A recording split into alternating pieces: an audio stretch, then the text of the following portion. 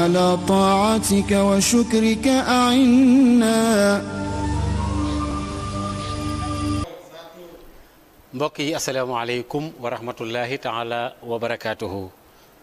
yàlla dogal nañu dellusiwaat ci béréb bi nga xamee ne moo di 2STV fas yéene jëm ci wàllu waxtaan wi nag fa tabarakallahu li ko waral mooy xew-xew bi ba tey rek mooy coronavirus bi ak wala boog Covid 19 bi nga xamee ne daanaka àddina bi yëpp wërngal kàpp moo ko lëmbee. tey nag te gannaaw yàlla daf ñuy jàngal ne lu xew rek alxuraan am na ci gis-gis. l'islam am na ci gis-gis waaye nag fokk ñu yaatal koy tamit ci géopolitique bi àddina bi ni muy doxee ndax Sénégal rek du àddina bi ñu jaf njàngat bu xóot boo xam ne bii alaqaat yi nga xam ne dafa am ci dawla yi nga xam ne mooy état yi ni muy tëddee moo tax ñu woo fi tey suñu mbokk bopp bi di Chérif Mballo bi nga xamee ne xam nañ ko bu baax a baax muy doomu daara di nit ku yaatu également di borom xam-xam ñu ndaw ay analyse am ci àddina bi ni muy doxee ci wàllu coronavirus bi ak yu demee noonu le kon nag Chérif mën naa wax ne kaddu gi mi ngi ak yow fa tabarakallah nga ubbi ñu dem bismillah. bismillahi rahmaani rahim. maa ngi lay nuyu bu baax oustaz Maodo Faye ak mboolem ñi nga xam ne ñoo jiite kër gu am solo gi muy 2STV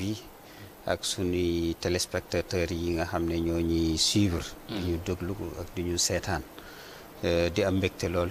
ci dalal bi waaw. tabaarakallaahu xam nga dafa am lu xew mooy wopp ji nga xamee ne moo di coronavirus bu àddina bi yëpp ñu ngi koy wax awalan ban conception nga ci am. awalan li jiitu rek dama bëgg a remercier l'ensemble du personnel soignant nga xam ne ñoo yor wàllu paj gi ak ñi nga xam ne ñoo leen di jàppale lépp ak service yi nga xamante ni yëpp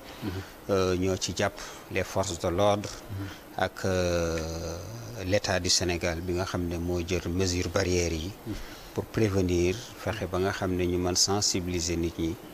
ñu mën moytu mbas bi nga xam ne moo dal ci Sénégal ak rôle bi nga xam ne religieux yi def nañ ko ci te ñi ci jiitu mooy les xalif généraux ak ñi yor aada ak église bi ak mbooleem groupement yi muy société civile yi association yi ak rôle bi nga xam ne joué na ci bu baax le cadre unitaire de l'islam nga xam ne dañu jël ay scientifique comme dañu am collaboration ak COUS centre des opérations d'urgence sanitaire def ko fa ci équipe scientifique bi ñu ci joué rôle bu rëy ak ci région yi aussi fépp foo xamante ne ni administration bi soxla na am nañ fa ay membres du cadre unitaire de l'islam yoo xam ne dañ fa taxaw bu baax a baax a baax li nga wax ni lu am solo la parce que li ko indi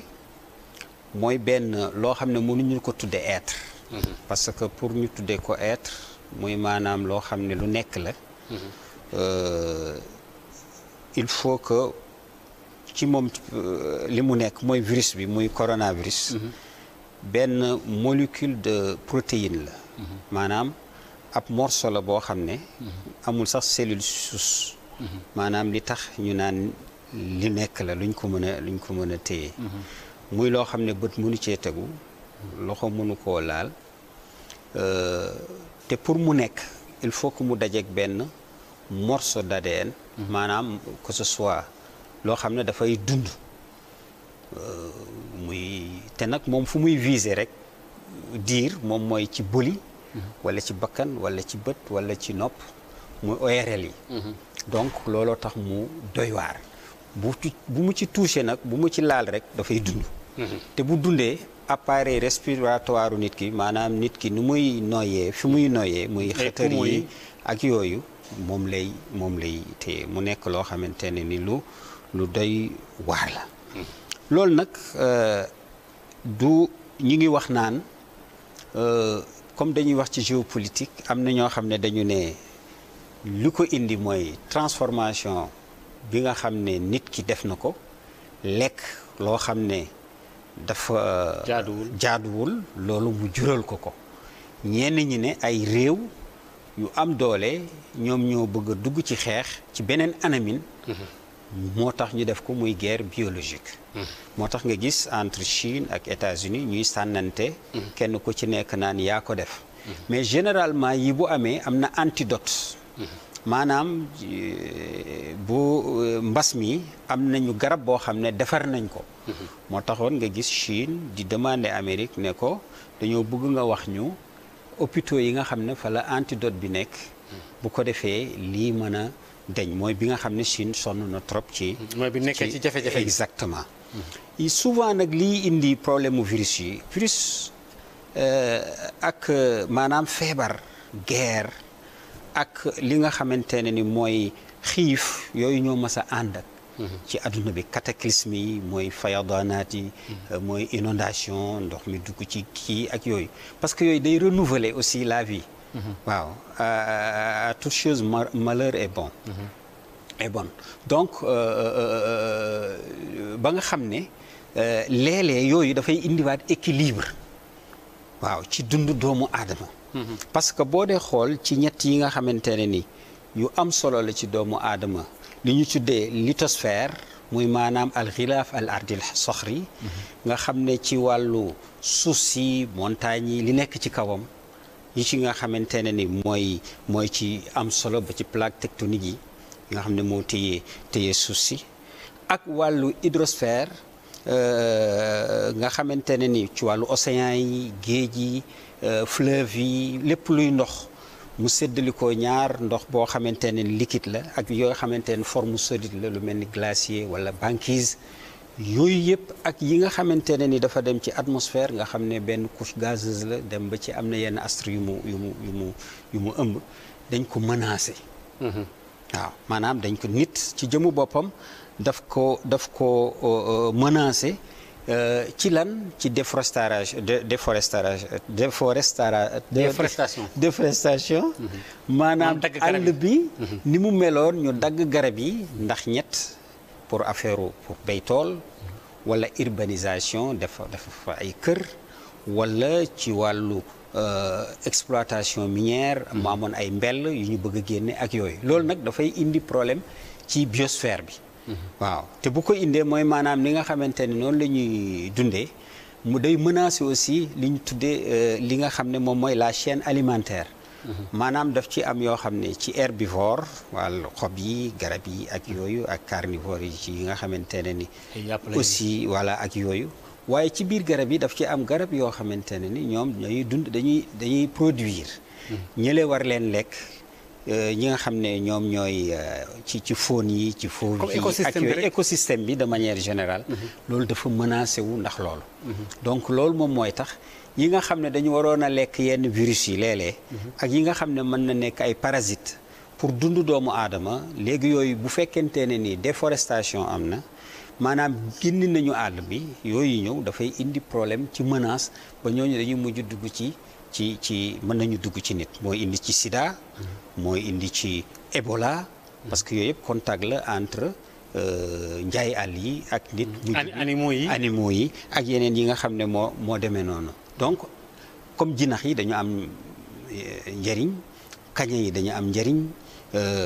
am na yenn njugub dañu am njëriñ yooyu yëpp muy am nga rôle booy joué moo tax yàlla subhanahu wa taala muy wax ci alquran zahara alfasadu fi lbarri walbahri bima kasabat aydi nnaas li yuziqahum baada alladi amilu laallahum yarjiun maanaam dem nañu ba maanaam tey li nga xamante ne ni mooy le règne végétal minéral nga xam ne dem ci wàllu ndox végétal dem ci wàllu gàncax ba ci animal dem ci wàllu njaay àll lépp menacé wu ndax nit mu ne lépp nit a ko laal lépp ko laal muy ci jéeri ji muy ci géej gi ci loo xam ne mu ne bi maa kasabat ay dinnaas ci li nit ñi fàggu gis nga après lan la wax li yuziqahum pour ñu ñam baad lazi amilu ci lenn li nga xam ne jëf nañ ko comme conséquence néfaste ak désastreuse ci nature bi laallahum yarjiun pour que ñu delsi parce que virus bi man ci sama jàngat du gis nga yàlla il est très magnanime yàlla dafa baax yàlla dafa bëgg nit ñi gis nga bàkkaar ak nit ñoo ànd depuis que le monde est monde yonent yi 124 000 yonent li ñu leen yónnee mooy dafay am ay travers sociétaux maanaam ay crise sociétale yoo xam ne ci wàllu jikko ci yeneen yàlla mu jaral ko mu yónnee yonent comme par exemple ci iktaal maanaam ci mesure waylun lil mutaffifin allazina iza iktalu ala naas yastawfuun mu yónni Saalix yónni Shuayb ci benn kii rek sociétal pour que mu régler ko ok mais nit ki toujours dafay bañ bu prévarication amee maanaam jàdd inxiraaf am nit ki dafay maanaam jikko yi bu changé rek mu indi beneen yonent moo waral ñun ak bàkkaar ñun ñoo ànd ba tax na ci yu mel nii gis nga yàlla de wax ne walaw yuaxizu llahu nnaasa bi ma kasabu ma taraka ala zahriha min dabba bu doon yàlla dañu naan bàkkaar bu nit def rek mu sanctionné la maanaam mu duma la ci saa si mu ne kon du bàyyi kenn ci kaw suuf donc équilibre doomu aadama équilibre nit ñi ci àdduna bi sax mooy parce que ni ñu bindee àdduna mooy ci antagonisme entre le bien ak le vrai mooy ne benn mënul dem bàyyi morom bi donc il faut que ñaari di am ñi di def lu baax ñi di def lu bon le bien ak le mal le faux ak le vrai dëgg ak lu dul dëgg ak yeneen yu demee noonu parce que benn bu ci dem rek liñ naan lu dul dëgg du yàgg si dafay continuer ci beneen forme mais dafay nekk comme bu ñu dominer dëgg dafay continuer di nekk mais du dee comme bu ñu dominer fenn dafay continuer nekk parce que du dee loolu mooy dem ba ci turu yàlla yi nga xam ne yàlla xam loolu mu xam doomu aadama moo tax mu tudd boppam Ghafaar kuy jéggalaate afu kuy baalaate rahim kuy yërëmaate te yooyu bu nit ki moom mi nga xam ne ay jinne ñooy def bàkkaar bu ñu ko defatul tur yooyu day làqu te tur yooyu muy attribut yu yàlla yooyu dafa nekk war nekk lu fonctionnel te dafa nekk luy demeurer éternellement lu immuable donc moo tax ci phénomène bu mel nii mu nekk loo xamante ne ni lu am solo pour ñu bàyyi xel que ne loxo nit mën nañu jàpp ne moom moo ci dugg parce que moo dem jël lekk loo xamante ne ni du lu war def noo xamante ne ni du lu war ci loi yooyu yàlla bàyyi mu dem mu dóor boppam parce que moo tax li yuziqahum pour ñu ñam li nga xamante ne baada allazi amilu li nga xam ne moom la ñu jëf ñoom waaw. yow da ngaa jàpp ne la responsabilité de l'homme est engagée. mais bien sûr xam nga la responsabilité de l'homme il est toujours engagé parce que lu tax mooy xalifatullah fil ard l'homme moom mooy le maître le vicaire de Dieu c'est-à-dire xalifatullah moo remplacé yàlla moom la jox intellect jox ko conscience jox ko muy benn sociabilité muy dund ci société mu jox ko en même temps ay yonent vous voyez jox ko ay penseurs jox ko ay influenceurs ay éclaireurs yoo xamante ne bàyyiwu ko benn yoon pour rek mu jouer ak ci xelam donc l'homme boobu bu fekkente ne am na yu mel nii yu am dañu naan ci moom la parce que dafa am déterminisme am na liberté de choix def tànn lu baax ak lu bon parce que yàlla dote na ko xel te dotewu ko ñeneen ñi donc loolu nit du début à la fin moom mooy responsable li nga xam ne souvent moom mooy destin parce que yàlla bu décidé parce que yàlla kooku il est au-delà de toute chose de toute existence donc moom ci jëmbam ci existence am boobu la créer nit waaye am na nu mu créer nit bàyyiwu ko mu libre nga xamante ne ni dafay nekk ku fataliste waaye bàyyi ko aussi ak libre arbitre mais amrun baynal amrayni moom la imaamu Sadiq alayhi salaam wax nee na mbir la ci mbir yi parce que souvent di nga dugg ci benn affaire sa xel dugal la ci rek mu jarat yàlla génne la ci te pourtant bu fekkontoon daf la bàyyi woon carrément ak sa xel da nga sànku nga tànn leneen lu baax mu renforcer la ci wala mu dévier la ci donc tànn sa bu la neex la kon xam daanaka daal nit moom moo ci nekk rek. nit moo ci nekk. ok waaw nit moo ci nekk nit kooku moom mooy responsable moo tax tey boo ma demandé ci wàllu géopolitique ci ak virus bi kii dafay bokk ci comme yi nga xam ne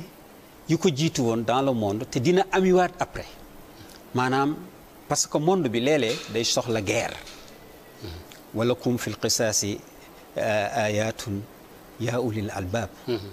waaw c'est-à-dire ci wàllu loi du talion. fayonte. benn philosophie art de vie bu mag moo ci nekk maanaam dundin. nga xool walaw shaa rabbuka maqtatalu. bu neexoon sa borom duñu xeex. kenn du reyante. walakin la yafalu ma yasha mooy def lu ko neex. machia boobu muy vouloir boobu moom mooy perpétuel li nga xamante ne ni moom mooy dundinu doomu aadama fii ci kaw suuf ak li nga xamante ne moo ko ëmb comme environnement écologique. ok waaw moo waral gisoo tey ci adduna bi nii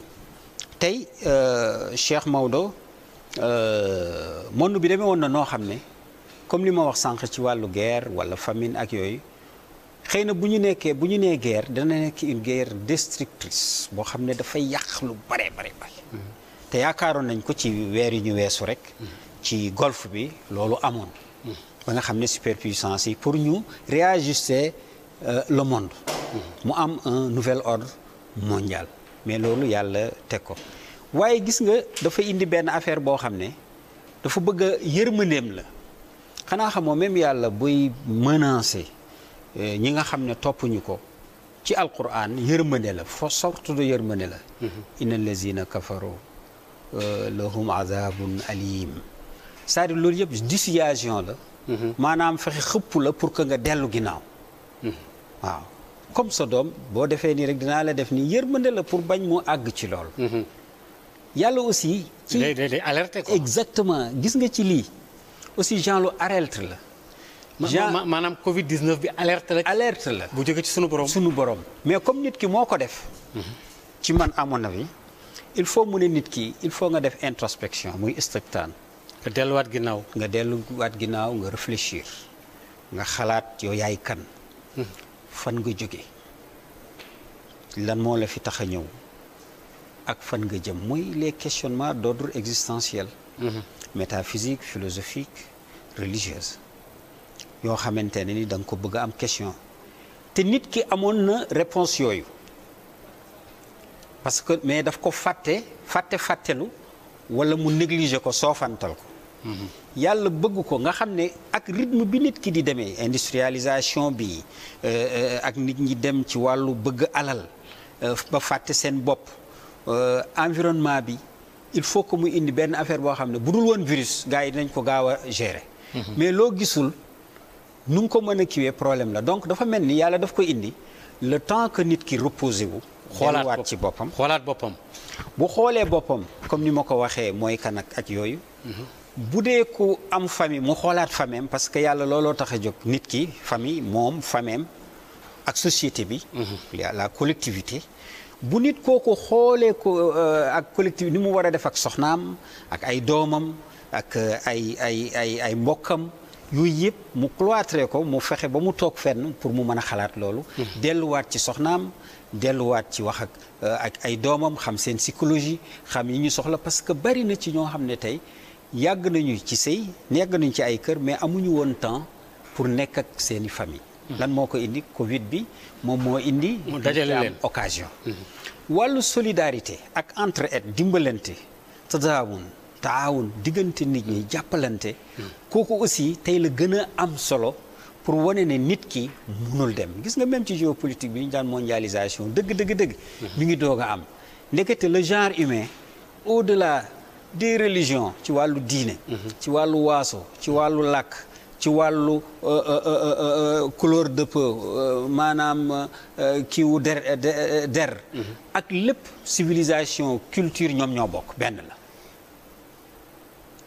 wala qad karamna bani aadama dignité humaine ñëpp a ko bokk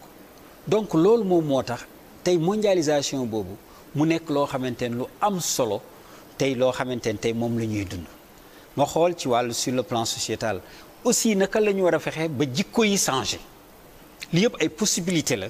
pour nit ki changé waat parce que mënatuñu yónni benn yonent boo xam ne dafay am envergure universelle lu dul ci imam Mahdi la ñu ko yaakaare te parousie boobu amagul ñëwagul donc il faut que mu am benn phénomène boo xamante ne day ñëw pour que nit ñi gaaw dellu parce que boo yàggee nii rek planète bi mën na dem ci sombre déjà gis nga la remontée des eaux ci wàllu écologie bi. changement climatique changement climatique bi. gis nga quelques jours yi ñu toog rek ci yenn ay villes gis nga loo xam ne ci ay njaay àll ci ay njanaaw ci yu demee noonu yàgg gëj nañ leen gis ci villes yooyu mais ñu ngi commencé génn parce que nit ñi dañoo dugg ñoom ñu génn. waaw c'est vrai ah. udxulu masakinakum. masakinakum laa yaxtimannakum Suleymaan wa junuuduhu laa yash'uruun. voilà gis nga même boobu. bu yàlla waaw bu yàlla di wax ci nam la. muy ci fourmi. maanaam melentaan. bi mu naan. xorondom dugg leen ci seen seen udxulu masakinakum. waaw laa yaxtimannakum Suleymaan wa junuuduhu wa hum laa yash'uruun. nañu dugg leen ci seen kër yi. parce que Souleymane a ngi ñëw ak arméem waaw ñi àndal te bu ñu deful attention dinañ leen écraser te du fekk duñ ci bàyyi xel. te duñ ko yëg. donc loolu moom moo ñëwaat donc comme ñoom nit ñi mayu ñu leen rëppi pour ñu génn ñu dem uti seen organisation sociale ñu mën ko ki continuer di def. muy njaay àll yeeg njanaaw yi ak yooyu nit ñi fekk si nañ leen ba ci forêt yi ci savane yi. ci fépp ci géej yi ak yooyu menacé la donc ñoom dañoo dugg moo tax bi nit ñi génnee dugg seen kër yi ñoom dañoo génn. loolu dafay indiwaat équilibre effet de serre bi. maanaam li nga xamante ni pollution bi amoon yëpp gis nga ñëpp gis nañ ne am na. benn vraiment résultat bu am solo boo xamante ne ni mën na ko jouer encore ci équilibre. d'accord mbokk yi ma fàttali ne ba léegi ñu ngi ak Oustaz Cherif Mballo ñuy waxtaane wàllu coronavirus bi. ak étude ak jàngat yi ñu ci war a jàngat ci aalam bi mooy nature bi. ci géopolitique comme ni mu ko waxee léegi. ak itam ni àdduna bi di doxee mais dinaa la def benn digression bu tuuti parce que dafa ay mesures yu bari yoo xam ne dañu ko jël. loolu dama la koy laaj parce que kii woon na. mesures sanitaires yëpp moom ñëpp d'accord nañ ci pratiquement mais dafa am ay mesures yu ñu jël yoo xam ni dañu tëj jàkka yi waaye tëju ñu julli alors fermeture des mosquées et cetera yow ban lecture wala ban à quelques minutes oui c'est que xam nga loolu du xam nga situation dans une situation exceptionnelle des mesures exceptionnelles naturellement waaw kooku ci règle yëpp la règle nit yu mu teg yëpp toute règle a une exception waaw qaïda boo gis rek am na istisna c'est logique ça d'ailleurs donc loolu la maanaam règle islam aslam mooy julli individuel koor individuel azaka individuel mais pour que comme kii la dañuy soxla mbooloo parce que c'est des doctrines charismatiques day dajale mbooloo muy diine yi muy idéologie yi nuñ ko gën a defee ñaara man kenn te ñett du bëre ñu di ko def en groupe mais tey boo jullee yow sa kër yow rek individuellement amul benn problème boo jullee ci mbooloo dañu ne ëpp na yool mais yool julli rek lañ ko mën a amee même bu dee la fondamentaux maanaam le fondement de la pour un musulman ni ko yoon ci Yàlla Muhammad sallallahu alayhi wasallam mooy julli waaw mais julli boobu boo ko defee yow sa kër mais wàccu la problème mu julli juma am na sax ay conditions boo amee sax bor nga ragal dajeeg ba ki nga yoreel bor foofu parce que ndax sauvegarder sa dignité humaine mais wàcc na la loo xamante ne ni c'est une maladie boo xamante ne mortelle boo xam ne mën na la yóbbu te mi li koy indi moom mooy ngeen dajaloo ok gisoo tey te loolu gis nga justice imaamu Ali alayhi salaam dafa ne justice maanaam maandu xam nga léeg-léeg injustice mën na dem ba nekk justice parce que injustice bu fekkente ne dem na ba ñëpp laal ko kooku day mujj nekk justice parce que ku ci nekk ñam nga waaw actuellement règle bi moom mooy kenn ku nekk da nga war a delluwaat ci sa bopp parce que tey règle fondamentale bi loolu la xalaat sa bopp xalaat sa famille xalaat sa lii xalaat sa lekkin xalaat ni ngay amee xalaat naka nga war a def pour def projection ëllëg naka la war a demee moo tax ci lieu de rassemblement yi tey ci juif yi amul mur de lamentation autorisé wu ñu plus de 10 personnes te et puis il faut ñu am presque 1,50 m ak distance oui juif yi oui waaw boo demee ci Saint-Pierre Saint-Sépulcre fële ci Palestine wala place Saint-Pierre du dañu annuler les kii de Pâques boo ñëwee ci ñun ci Makka ak Médine du dañ ko annuler te pourtant ku ñu bari dañ doon yaakaar ne benn seconde bu ñu ko toogee dafa ñu circumambulation tawaaf aduna tukki wala kii bi te pourtant am na ay événements yu gën a grave dans l'islam am na fi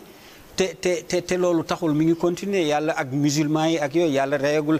nit ñi ba mu ñu jeex tukkalagul àdduna. pierre angulaire bi muy hajarul aswad jël nañ ko sàcc laa wax pendant 23 ans. way kenn xamul malaaka wàccul pour yóbbu nit ñi ne leen dem leen seeti fan la nekk ngeen indi ko wala benn ñaan wala leneen non certes dafa am ay yoo xam ne yëfu nit la. nit ñi ñoo koy gérer. gis nga yonent yàlla Muhammad sallallahu alayhi wa sallam. bi Abrahata ñëwee fekk moom ñëwagul bi Abrahata ñëwee ne day toj ci kaaba gi lan la ko maam ja wax Abdul Muttalib daf ko ne lil bayti rabbun yaxmi kaaba gi am nañu ko moom ki ko moom dana ko sàmmal boppam jox ma samay gëléem ak yooyu ma dem sama yoon moom ko dina ko sàmmal boppam parce que jamono boobu amul jullit amul ku ko mën a défendre. kenn nekk fa boobu nekk fa waaye bi diine ñëwee l'islam ñëw lan la yàlla wax in tansurullah yansurukum wa yusabbit aqdamakum. waaw bu ngeen taxawee rek yàlla jàppale leen. mi ngi noonu sinon. oui moo tax bi nga xamante ne nii léegi am nañu ñoo xam ne ñoo war a taxawu diine mais yàlla dafa bàyyi abrahata bi doon kii xam nga dafa ko faagaagal. alam tara kayfa mais Abdullah ibnu Zubair fan lañ ko ree du ci kaaba gi. kay toj kaaba gi lakk ko. rendi ko fa comme ni ñuy rendee nag. waaw après. malaaka yi wàccuñu wala keneen il faut que c'est-à-dire foi bu àndul ak raison. du dem moo tax yonent yàlla Muhammad sallallahu alayhi wa sallam ne al ilmu wal imaanu taw amaani. mu ne xam-xam ak ngëm ñaari ay seex lañu. boo demee ci Deutéronome bu yahudi dañuy naan idiotie ci ndof kenn du ci jaamu yàlla. yàlla ku def koy jaamu yàlla wàcc na la. waaw ala basira.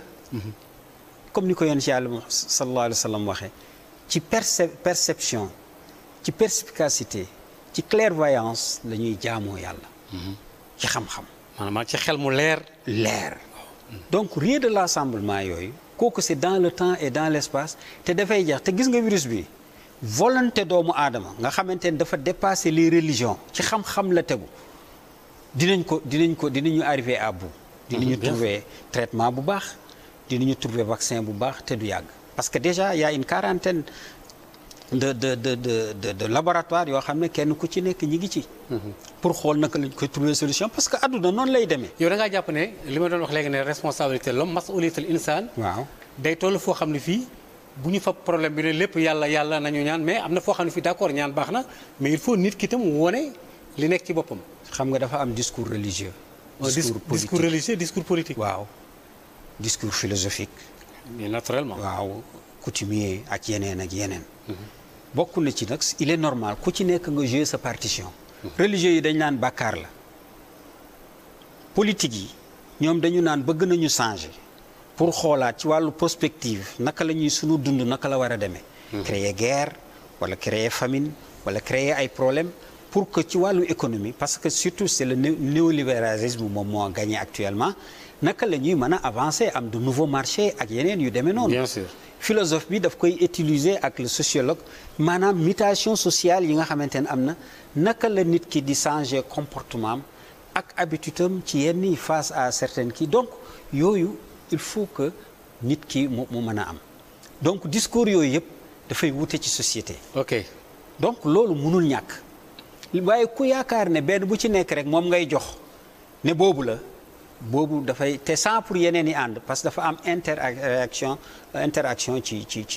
discours yooyu yëpp. wala complémentarité surtout. ci discours yooyu. yàlla toujours mu wax ne istaghfiru rabbakum. jéggalu leen seen borom. c'est pas parce que dafa am benn jamono bu bien précis que période précise mu ne jéggalu leen ci. wala lii wala leneen mais chaque moment chaque fois nit dafay war a dellu ci boppam di jéggalu boromam subhaanahu wa taala waaw rawatina ci ay moment wu jafe-jafe comme yu mel nii ak yeneen yu dem waaye loolu dindiwu la ci sa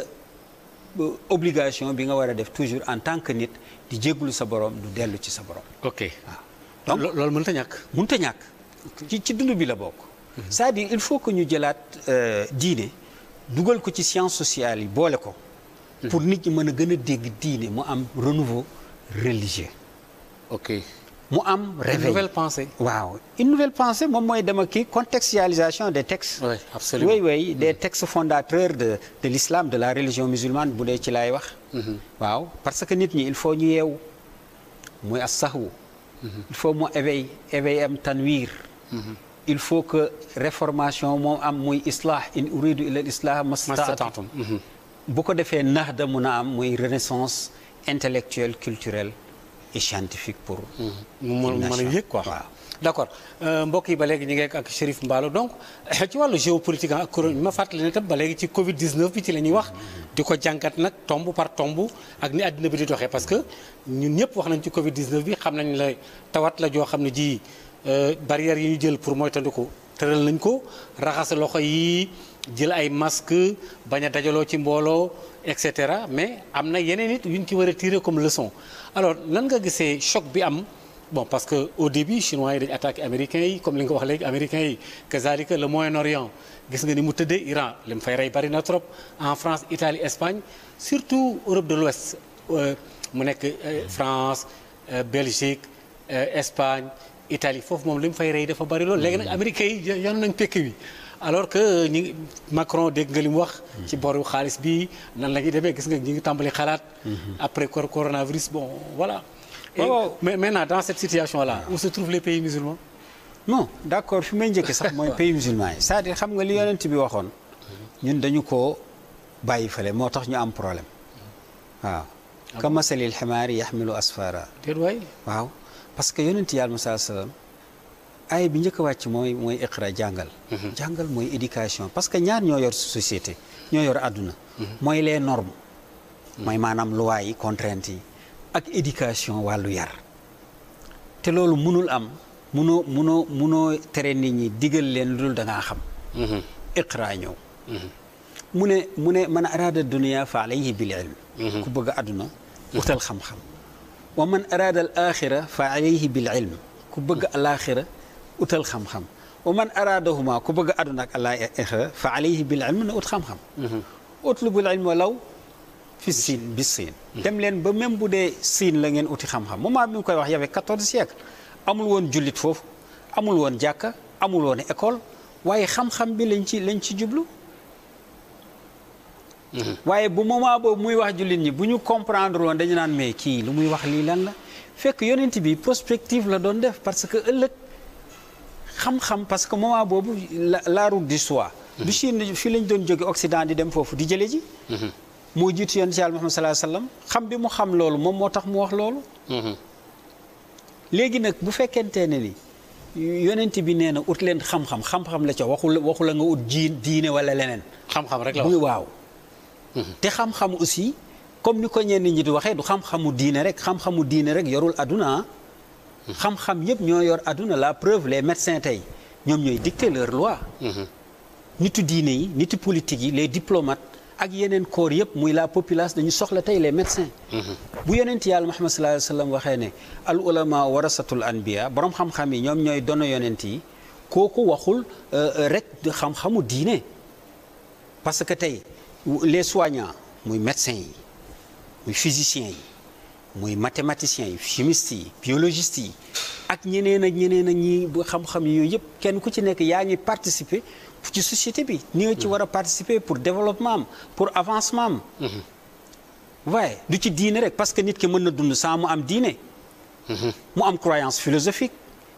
mu nekk ko agnostique gëmul dara ci loolu te est-ce que dafay tax du nekk nit du xalaat ak leneen et puis sax d'ailleurs les plus grands penseurs nga xam ne dañoo jëriñ tey le monde ci wàllu matérialité ci yi nga xamante ne tey ñu ngi koy fàggu di ci teg suñu bët di ko laal di ko dunde mais gëmuñu yàlla gëmuñu yonent bi. bu ñuy taal seeni avion duñu wax bismillah rahmaani rahim. seen yoon nekkul ci. seen yoon nekkul ci loolu.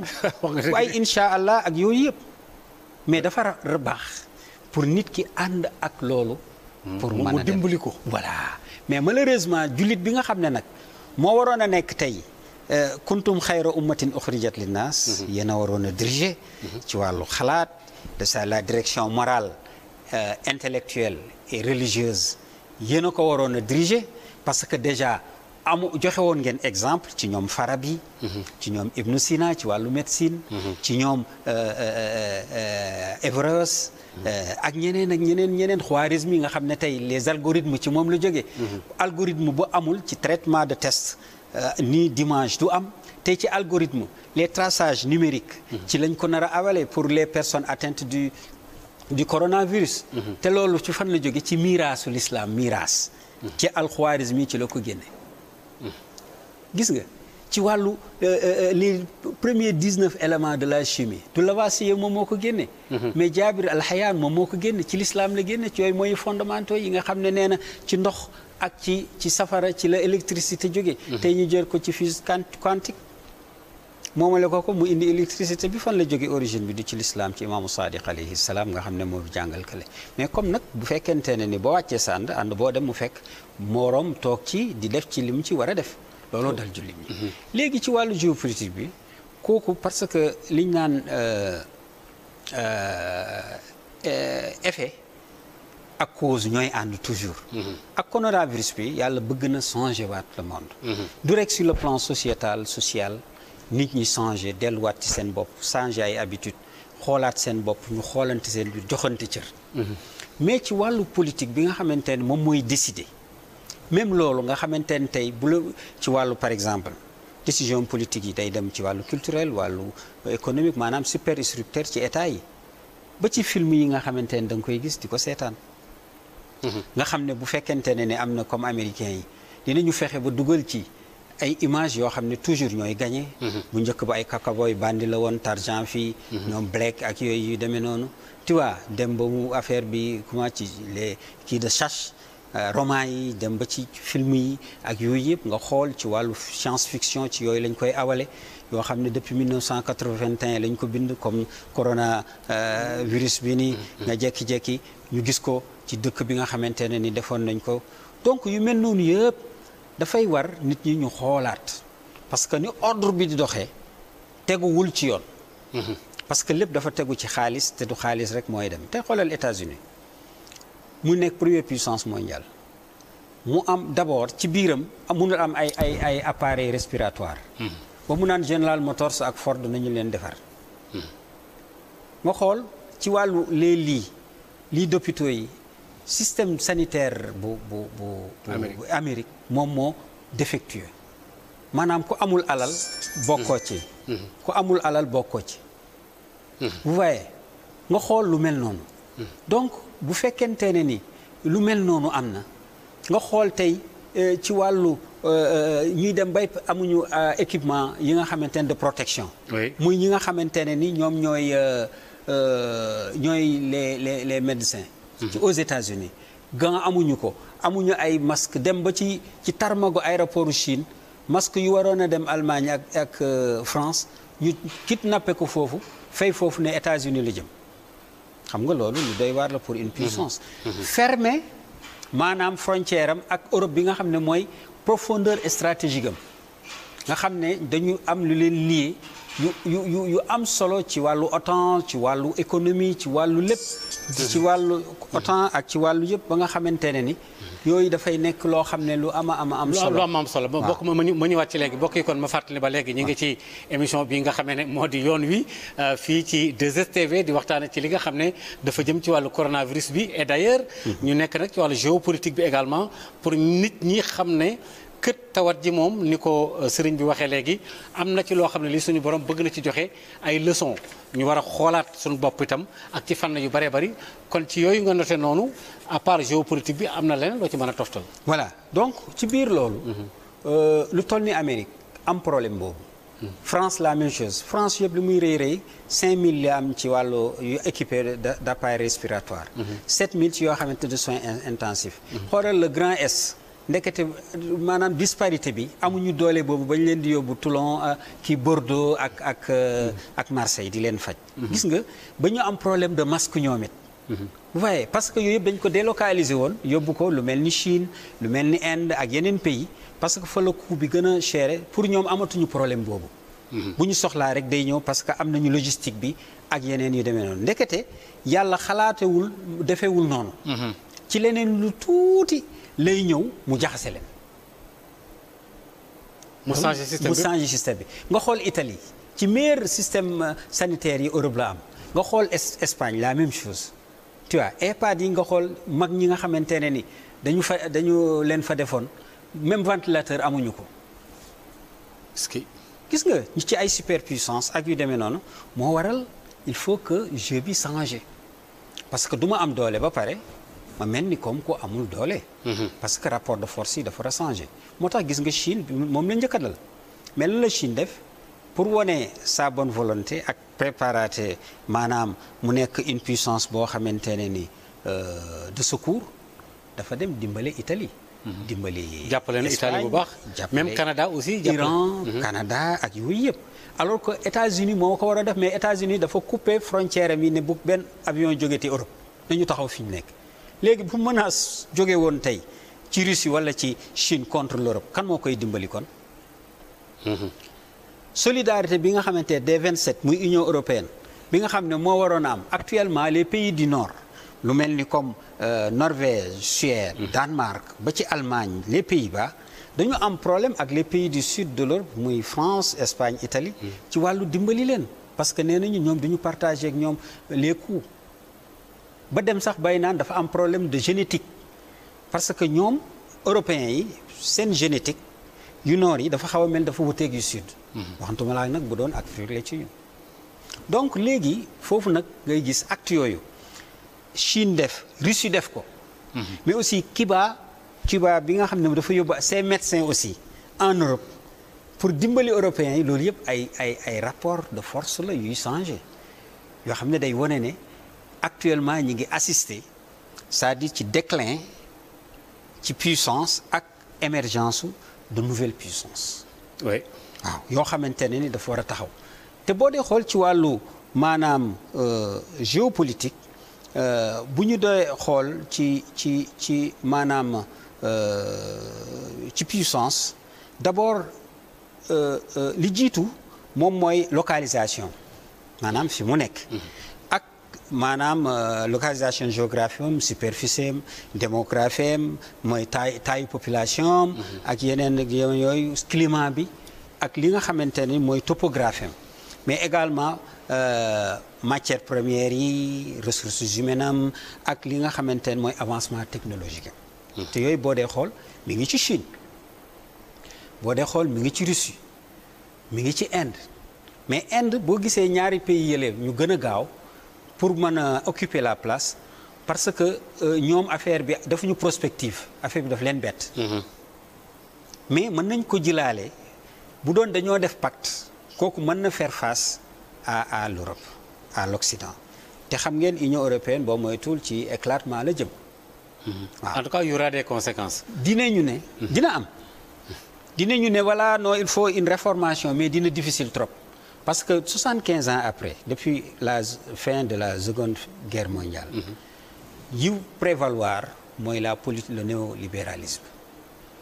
ak ni ñu ko defee édicter seeni loi ñeneen ñi ne leen ni ngeen war a doxee ni ngeen di xalaate ni ngeen di defee ak yooyu ba 2009 ci ak crise subprime li gis nañ ne problème la mais gis nga comme ñeneen ñi préparé wuñu pour jël la direction du monde ci seeni naxin ak yooyu tromper nit ñi ci seen doole fekk ndekete àgguñu foofu gis nga ko tey nii ak crise bi ci la ñu jëlewaat le monde capitaliste mais dafa nekk en crise actuellement moo gisee le monde capitaliste ci wàllu idéologie amatul il y a plus de grandes idées est-ce que dégg nga fi ay des émules sur le plan philosophique déggatoo ko tu vois ñu la ci wàllu existentialisme ay Heidegger wala Sartre non yooyu gars yi dañ ko romb ak yooyu Jaspers non gars yi romb waxatuñ nañu sax foofu yooyu yaa ngi dégg waxatuñ ko sax ci depuis kii des Lumières bi ñu xalaatalee dafa mel ni bi ñu leen xalaatalee pare nañ ci loolu tu vois donc loolu moom moo waral nga gis li tax loolu aussi lii dafay indi la remontée des nationalismes waaw kenn ku nekk da ngay bëgg a centré waat ci bopp yaa ngi dégg l'état jacobiniste nga xamante jacobin plutôt nga xam ne mooy l'état central boo xam ne day centraliser lépp mu bañ a bàyyi trustes yi nga xamante ne ni les trustes mooy ñi nga xam ne ñoom seen alal rek koom loolu rek la ñu soxla bu ko defee mu nekk ñu dominer di dicter seeni loi ñi nga xam ne ñooy état yi mais état yi ñoo war a jëlaat mbir yi teg ko seen loxo. tu vois donc loolu dafa nekk moo xew France ba ci affaire kii de souveraineté yooyu souverainisme.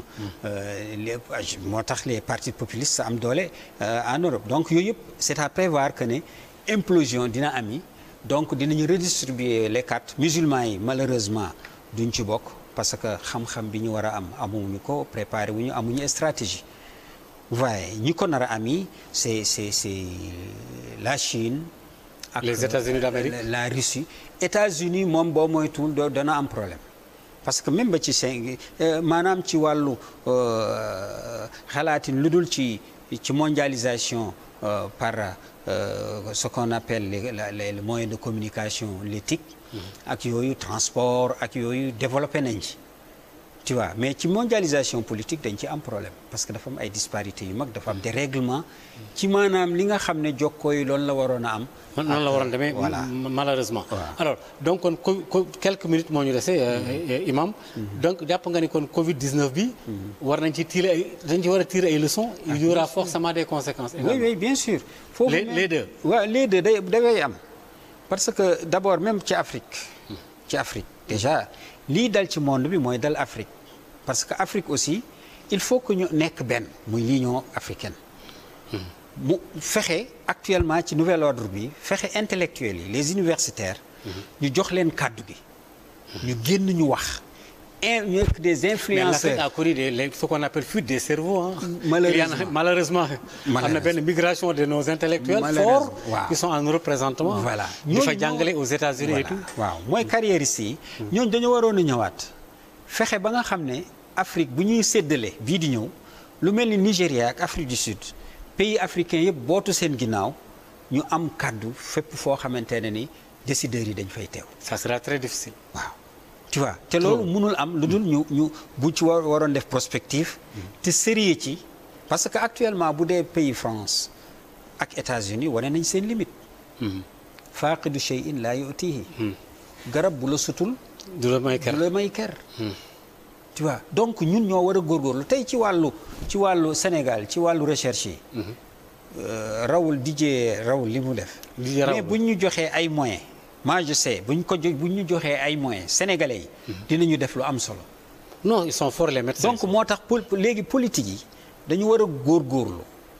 fexe ba nga xamante ne ni lii santé ak éducation ñu dooleel ko. bu ko defee pour ëllëg ñu mën a am doole fu ñu wax ñu nit ñu mën a tontu wala ñu nit ñu mën a wax. def li nga xamante ne mooy li war par exemple tey Afrique lu mu am lu dul. import exportation des matières premières lu mel ne pétrole comme Nigéria ak Angola ak tourisme comme Kenya Éthiopie ak yeneen fii Sénégal Égypte ak yu demee noonu te loolu actuellement yu yëpp dafa am problème. nan la ñu mën mooy comme li président Macky Sall def demander à ce que ñu annuler les dettes. gis nga tey G20 nee na fii ba 1 an moratoire may na ko pays. par moratoire lañ bëgg a def maintenant. voilà bien que Macron nee na c'est pas du tic-tac. voilà du tic-tac. voilà c'est que benn mëbët la bu mu. yéene la amoon rek. voilà donc tey yaa ngi xool loolu lan moo ko indi au lieu que ñu jël ñoom ci seen xaalis dimbali ces pays africains xam ne bu ñu amee problème ñoom it dañuy am problème parce que ci wàllu jàppalante. élément bi gën a faible mooy constituer danger menace pour les autres donc kooku dañ ko war a jàppale. waruñu ko bàyyeeg ay detam. muy nekk ci angoisse encore naka lay fay alors que kenn xamagul coronavirus bi nii kañ lay jeex moo tax c'est bien que le président Macky mu wax ne guerre la parce que guerre boo xam ne xamoo durée bi xamoo impact bi mënoo ko takk. très bien waaw donc loolu dafa am solo. kon nag ñu ngi ci nihaay lan ngay tënkee wax. non li may tënk rek mooy di gën a wax le peuple sénégalais dañuy déglu li ñu leen wax actuellement c'est le temps des soignants waaw maanaam nitu pajkat yi ñoom la ñu war a déglu gouvernement bi sëriñ si yeneen kilifa diine yi ak aada yi kenn ku ci nekk yaa ngi def sa partition mais aussi nit ki da ngay dimbali sa bopp fexe yi nga xamante ne wax nañ la ko ci ay protection des gestes barrières nga di ko def parce que loolu dafa am solo te sax affaire bi dafa war a continuer au-delà de ça parce que ci sa njëriñ la sa njëriñu bopp la diine jàngal na la ko moral jàngal na la ko te gis nga tey diine ak moral li mu mënul woon yëpp ci nit ki tey corona bi mën na ko waaw réglé na ko yi mu la doon digal ngay bañ yi mu lay tere ngay bañ yëpp tey ngay def lu la neex tey corona bi dóor na la ko tey nga def ko par force par la force parce que dee moo taxaw dañoo ragal dee rek menace baral d'accord Mballo jërëjëf Chérif ñu ngi lay sant bu baax a baax di la gërëm vraiment waxtaan bi am na solo trop te ni approche bi ni nga ko jaarale moom ko amul xel mënoo ko waaw très bien yàlla fay la defal la sutura ñu ngi lay sant bu baax a baax xam nañ ne bari wuloo jot lool mais suñu la soxlaa rek nga bàyyi lépp loo doon def ñëw